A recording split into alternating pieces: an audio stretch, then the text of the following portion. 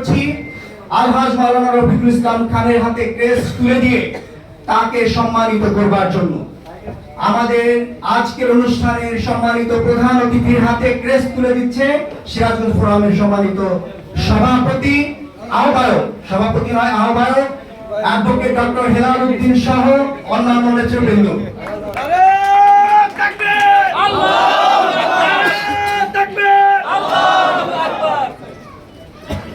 বিচারপতি, সচিব থেকে শুরু করে সর্বপর্যায়ের সকল অ্যালামনাইদের ভোটে নির্বাচিত অ্যালামনাই অ্যাসোসিয়েশনের সভাপতি, আমাদের গর্বের, আমাদের অহংকারের আলহাজ মাওলানা রফিকুল ইসলাম খান।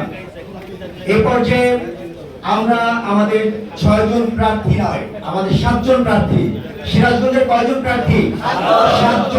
7 জন প্রার্থীর হাতে আমি অনুরোধ করছি সিরাজগঞ্জ ফোরামের সদস্যবৃন্দের পক্ষ থেকে দাড়িপাল্লা তুলে দিতে। এই দাড়িপাল্লা আমরা বিজয়ের প্রতীক হিসেবে আজকে তুলে দিচ্ছি। আমরা বিশ্বাস করি একজন করে সবাইকে দিলে চলে।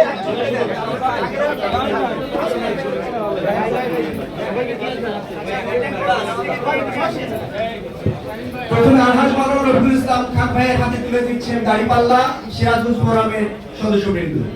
এরপরে আমাদের সহায়ক প্রফেসর ডক্টর আব্দুস সামাদ ভাইয়ের হাতে, উনি জরুরি কাজে বের হয়ে গেছেন। এরপর যে আমাদের সম্মানিত জেলা আমির মাওলানা শহীদুল আলম ভাইয়ের হাতে তুলে দিচ্ছেন। এরপরে আমাদের আজকের অনুষ্ঠানের সম্মানিত সভাপতি ডক্টর হেলাল উদ্দিন ভাইয়ের হাতে দাড়িপাল্লা তুলে দিচ্ছেন। এরপরে আমাদের অধ্যক্ষ আলী আলম, আমাদের বর্ষিয়ান জননেতা অধ্যক্ষ আলী আলম, তার হাতে দাড়িপাল্লা তুলে দিচ্ছেন ফোরামের সদস্যবৃন্দ। এরপরে সম্মানিত জেলা সেক্রেটারি জাহিদুল ইসলাম ভাইয়ের হাতে দাড়িপাল্লা তুলে দিচ্ছে সদস্যবৃন্দ। এরপরে আমাদের শাহজাদপুরের সম্মানিত সংসদ সদস্য পদপ্রার্থী মিজানুর রহমান ভাইয়ের হাতে দাড়িপাল্লা তুলে দিচ্ছে সদস্যবৃন্দ। আমি আমাদের সাংগঠনিক সদস্য ভাইদেরকে শুনে আসবো। সম্মানিত সদস্য সংসদ সদস্য প্রার্থীদেরকে অনুরোধ করবো দাড়িপাল্লা তুলে ধরার জন্য, যাতে সুন্দর ছবি হয়। এই দাড়িপাল্লা মাথার উপরে থাকবে, এই দাড়িপাল্লা বিজয়ের প্রতীক হিসেবে সবার উপরে থাকবে।